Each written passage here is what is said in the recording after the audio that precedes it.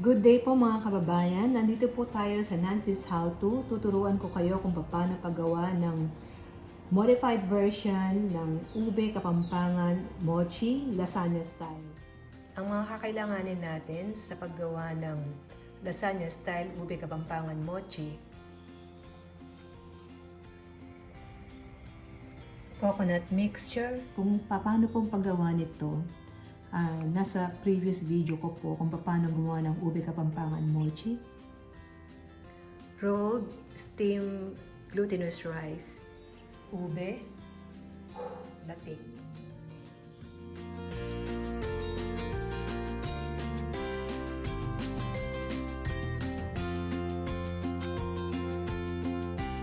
Ang mga ingredients po natin: 1 kilo glutinous rice flour, 5 cups of water, and 1 cup of sugar.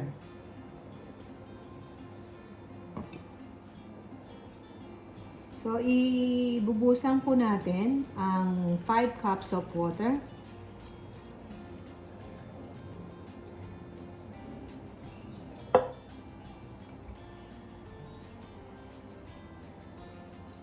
I-mix din po natin ang sugar. 1 cup of sugar. Ang gagawin po natin, i-steam lang po natin ito. So, kasi wala po akong malaking steamer, so ang ginawa ko, ilalagay ko lang po siya sa oven na merong tubig. Ito na po yung glutinous rice flour mixture natin na nahalong mabuti. Yung consistency po dapat ganito.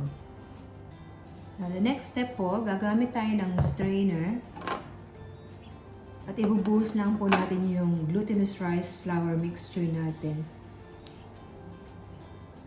para make sure na smooth po ang mixture natin bago siya i-steam.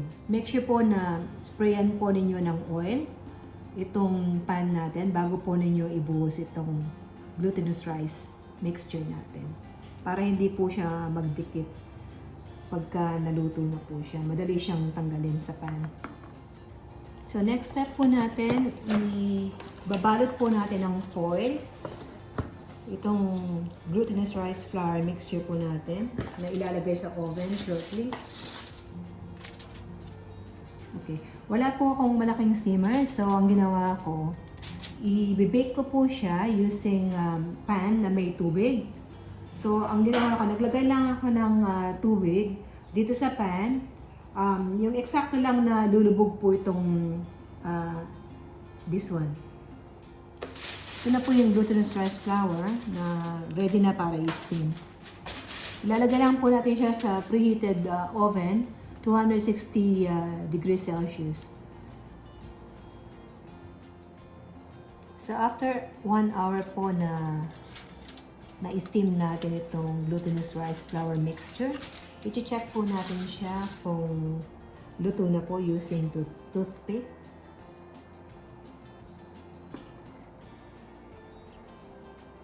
Yeah, pag ganito po ang itsura niya, yung parang medyo translucent, paste-like, luto na po siya niyan. Kung gamit po ng oil, pwede po kayo mag-spray ng oil dito sa may cling wrap. Habang mainit pa po yung steamed glutinous rice natin, i-roll na po natin siya or i-spread. Okay, so ilalagay lang po natin dito para i-spread natin siya or i-roll. Habang mainit pa po, mas easy po siyang i-manage. So, hindi na po kailangan hugasan kasi dito rin lang naman natin niluto itong steamed glutinous rice.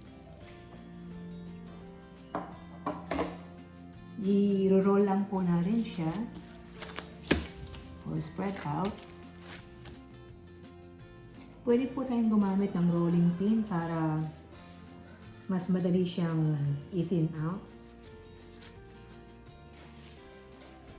Tsaka para mas manipis.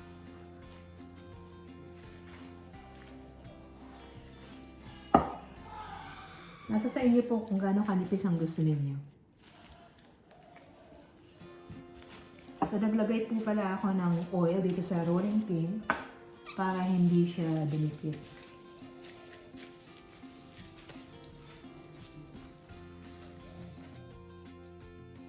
So, maglalagay lang po tayo ng coconut mixture sa pan.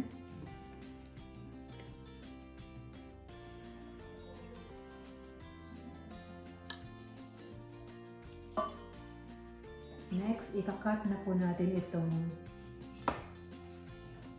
glutinous rice, steamed glutinous rice.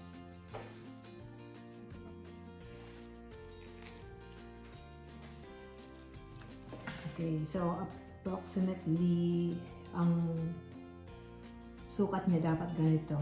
Same size nitong pan.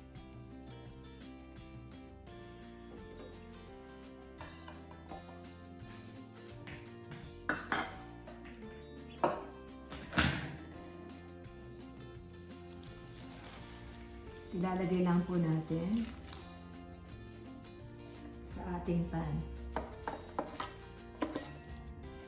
So, una nilagay natin yung coconut mixture sa baba, and then itong flattened or rolled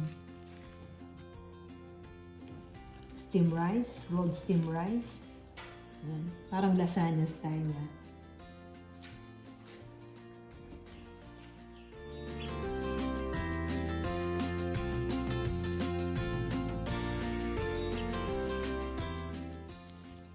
Next, ili-layer naman natin ang ube.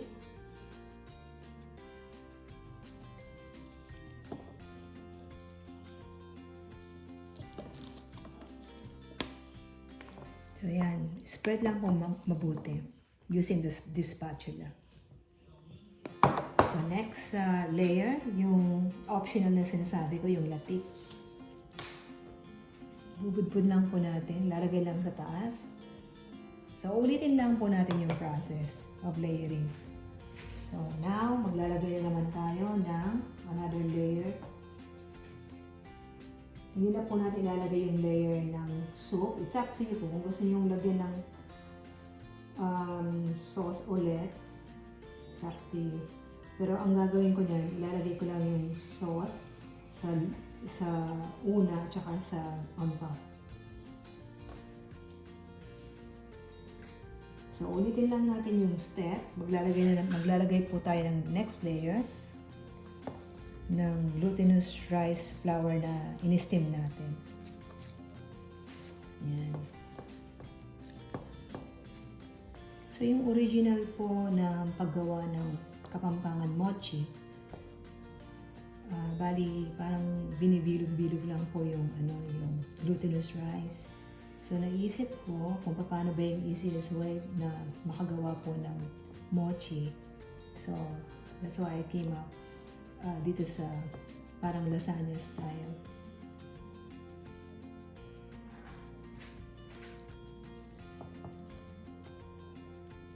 So much easier kaysa sa isa-isa po yung bibilugin. Maraming salamat po sa lahat ng mga nag-like ng videos. And thank you so much sa mga nag-subscribe. Kung hindi pa po kayo nakakapag-subscribe, paki-like and subscribe na lang po and leave a comment din. Maraming salamat. Okay, so spread evenly.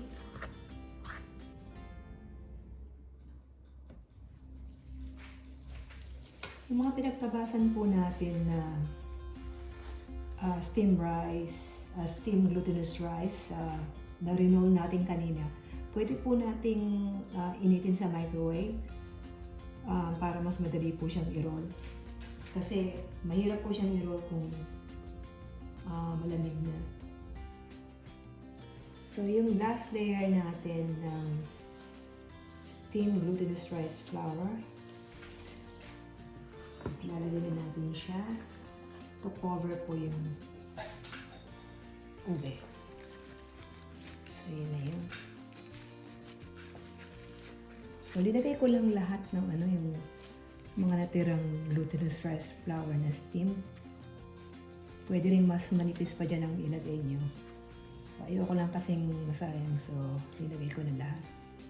Okay, so that's it. Yun po yung huling layer natin. Na lalagay na natin sa taas yung pinaka-last na ingredients, which is the coconut milk and coconut cream mixture na sauce natin.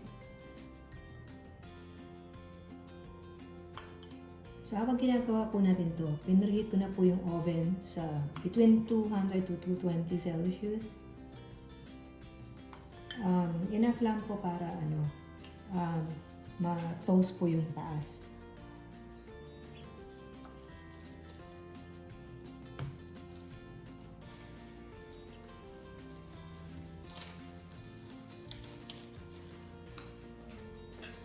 Bantayan lang po maigi just in case na katulad nito hindi po siya even ang pagkaluto niya. So, i-rotate po natin siya. I think kailangan po natin siyang i-rotate ulit.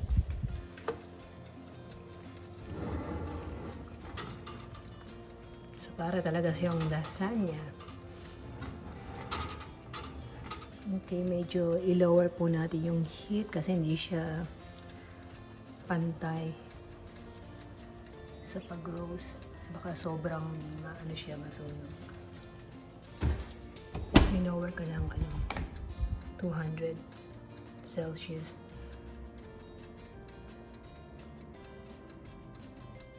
Ito na po ang aking finished product ng aking modified Lasagna Style Ube Kapampangan Mochi.